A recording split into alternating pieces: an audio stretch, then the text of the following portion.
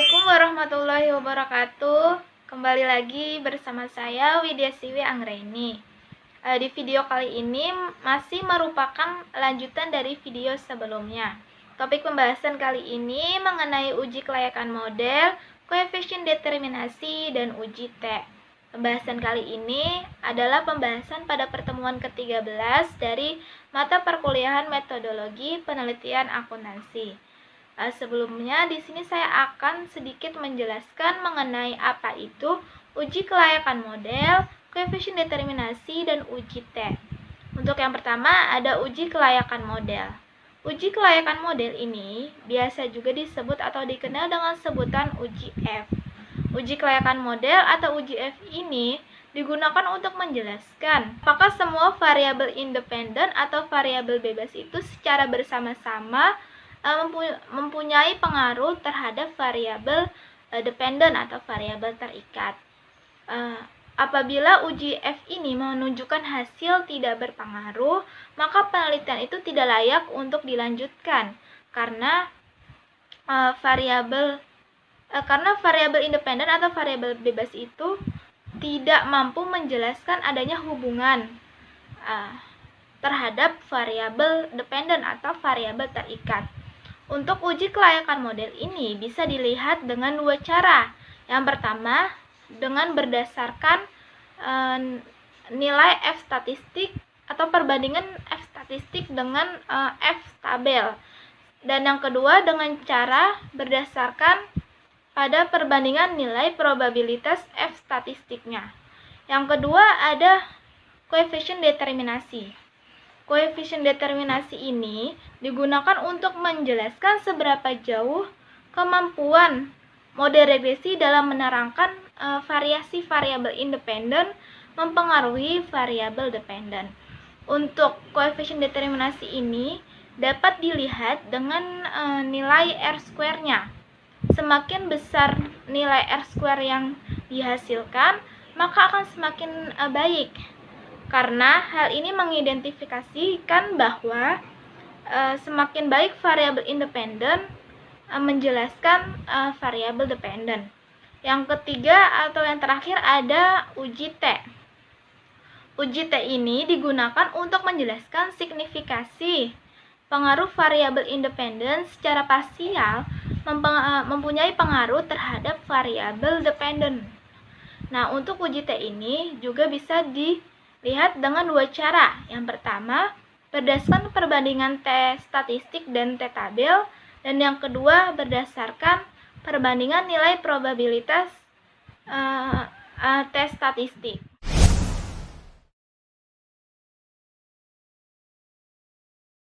Nah, di sini saya akan memberikan tutorial mengenai uji kelayakan model, koefisien determinasi, dan uji T.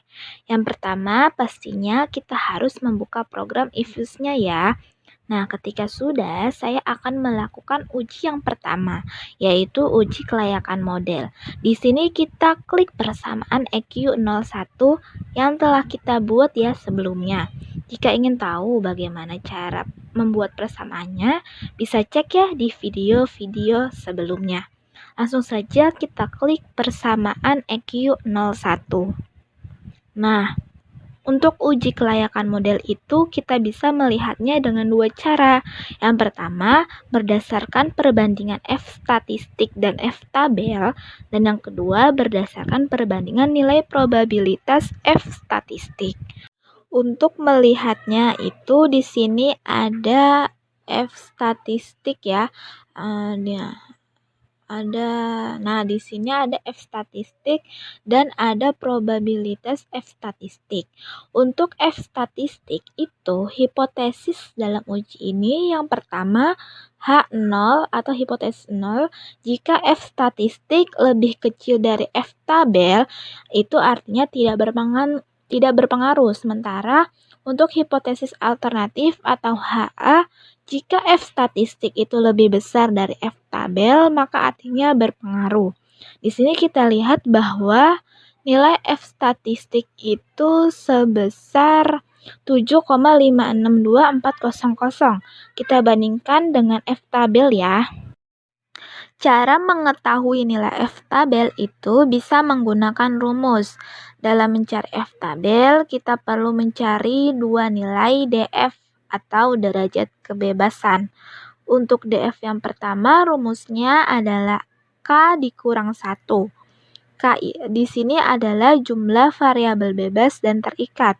Nah, jumlah variabel bebasnya adalah 6 dikurang 1. Jumlahnya ada 5, jadi DF1 sebesar 5. Sementara untuk DF2 rumusnya adalah N dikurang K. N di sini adalah jumlah observasi, sedangkan untuk K adalah jumlah variabel bebas dan terikat. N jumlah observasi pada penelitian ini yaitu sebesar 45. Nah, dikurang K nilai jumlah variabelnya yaitu 6. 45 dikurang 6 adalah 39. Kita bandingkan dengan F-tabel. Seperti yang saya punya ini adalah F-tabel. Tadi diketahui bahwa DF1 itu sebesar 5 dan DF2 itu sebesar 39.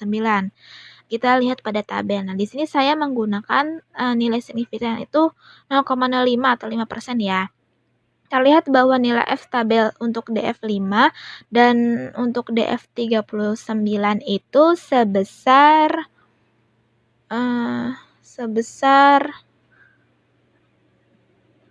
2,456. Berarti nilai F statistiknya itu lebih besar dari F tabelnya. Nilai F statistiknya itu sebesar 7,562400. Sementara untuk F tabel itu tadi sebesar 2,456. Ini artinya bahwa hipotesis alternatif itu diterima atau variabel ini berpengaruh. Sedangkan untuk membandingkan nilai probabilitas F statistik, untuk hipotesis yang pertama yaitu H0, jika nilai probabilitas F statistik lebih besar dari 0,05, maka tidak berpengaruh. Sementara untuk HA atau hipotesis alternatif, jika nilai probabilitas F statistik lebih kecil dari 0,05, maka artinya berpengaruh. Kita lihat di sini bahwa nilai probabilitas F statistiknya itu sebesar 0,000048. Nah, ini kan lebih kecil dari 0,05 ya. Artinya bahwa variabel ini berpengaruh ya, atau hipotesis alternatif itu diterima. Yang kedua, untuk melakukan koefisien determinasi, kita bisa melihatnya dengan nilai R-square-nya. Nilai R-square ini harus berkisar antara 0 sampai 1.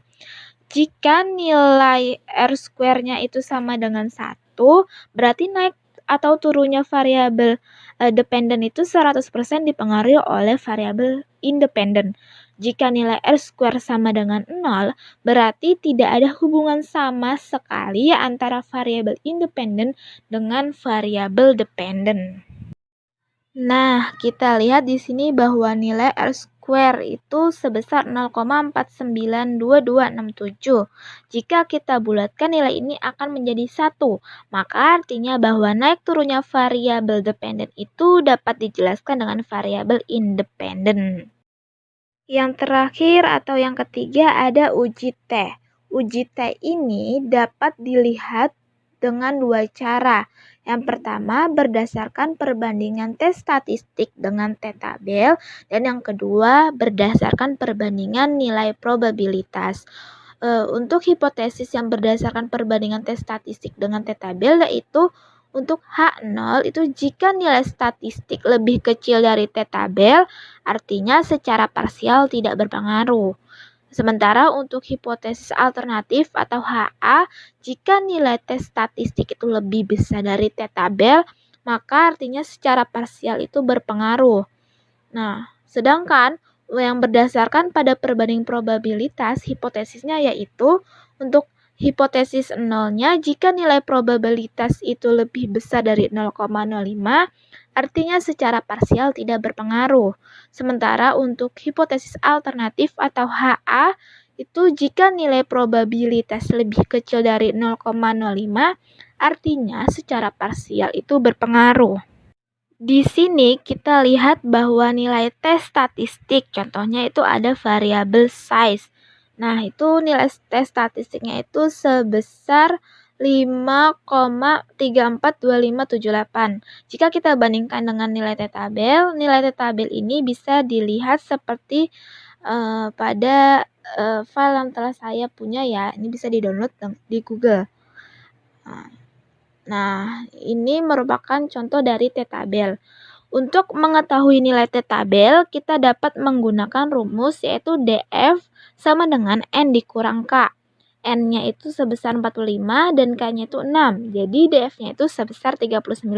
Coba kita lihat untuk nilai T-tabel pada taraf signifikan itu sebesar 0,05 atau 5% ya. Dengan DF-nya itu sebesar 39. Nah, kita lihat pada T-tabel ini. Kita lihat bahwa nilai T-tabel untuk DF39 itu sebesar 2,02269. Jika kita bandingkan dengan nilai tes statistik tadi, nilai untuk variabel size itu yaitu tes statistik itu lebih besar dari T-tabel, artinya bahwa secara parsial itu berpengaruh. Sementara untuk berdasarkan perbandingan nilai probabilitas untuk variabel size itu sebesar 0,0000. Ini lebih kecil dari 0,05, yang artinya bahwa secara parsial itu berpengaruh atau HA itu diterima. Sekian penjelasan dan tutorial yang dapat saya berikan. Semoga apa yang saya sampaikan di video kali ini dapat bermanfaat ya bagi kita semua. Apabila kali ini terdapat salah kata atau kekeliruan, saya mohon maaf. Terima kasih sudah menonton video kali ini. Wassalamualaikum warahmatullahi wabarakatuh.